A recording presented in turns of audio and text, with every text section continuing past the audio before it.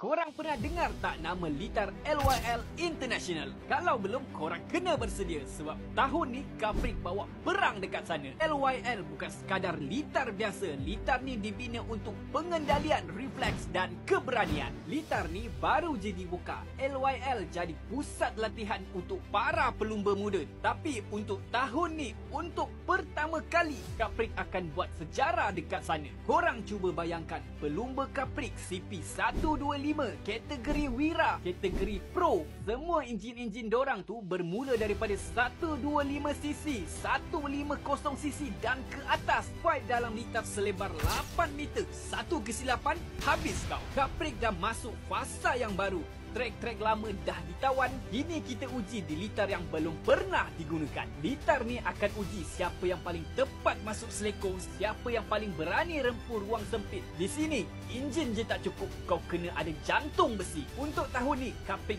2025, trek baru, jiwa lama tetap menyala. Kalau kau fikir kau dah tengok semua, tunggu sampai race ni mula. Yang paling penting, Dash Oil X Brother 7 akan ada dekat litar ni. So, untuk korang yang suka Capric, cuba korang komen rider mana pilihan korang. Ingat Dash Oil makin panas makin ringan.